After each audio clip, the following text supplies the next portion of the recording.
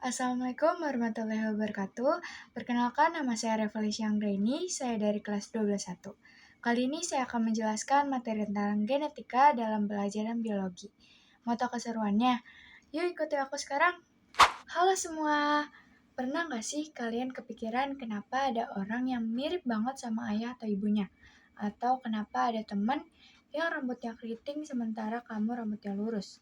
Jawabannya ada di dalam ilmu genetika. Nah, hari ini kita bakal bahas dasar-dasar genetika dengan cara yang seru dan mudah dimengerti. Dan tenang aja, aku juga bakal kasih beberapa fun fact unik tentang genetika yang mungkin belum kamu tahu. Genetika adalah cabang biologi yang mempelajari bagaimana sifat-sifat diturunkan dari satu generasi ke generasi berikutnya. Di dalam tubuh kita ada DNA, semacam buku resep kehidupan. Nah, bagian-bagian kecil dari DNA itulah yang disebut gen. Gen inilah yang menentukan banyak hal tentang kita, mulai dari warna mata, bentuk rambut, sampai golongan darah. Nah, ada fun fact nih. Tahu nggak kalau DNA di dalam tubuhmu dibentangkan lurus, panjangnya bisa mencapai 2 meter per sel. Bayangin aja, satu tubuh manusia punya triliunan sel.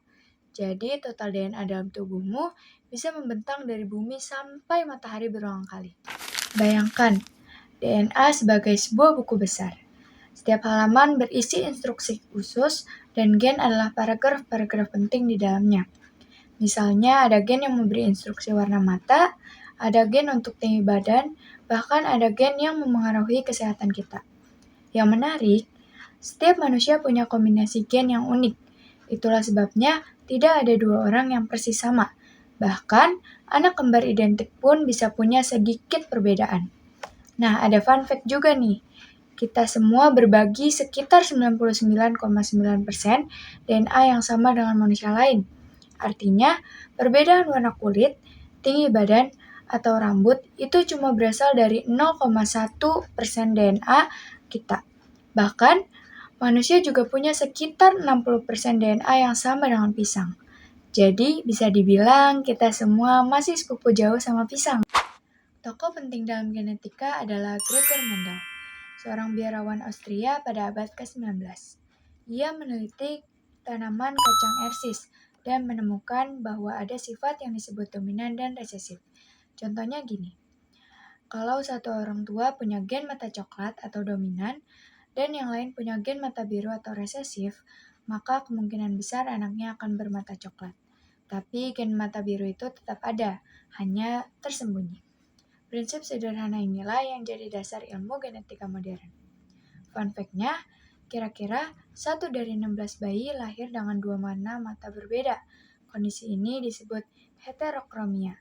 Jadi, kalau kamu lihat orang dengan mata kiri coklat dan mata kanan biru, itu bukan editan, tapi nyata, karena genetika.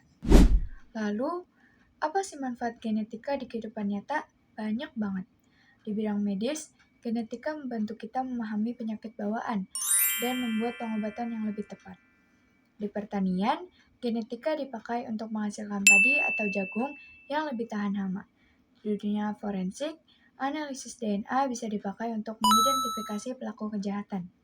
Fun fact-nya, genetika juga bisa memengaruhi hal-hal unik. Misalnya, ada orang yang nggak bisa mencium bau amis pada asparagus setelah dimakan. Semua itu karena perbedaan kecil di gen penciuman kita. Genetika pada dasarnya kunci kehidupan.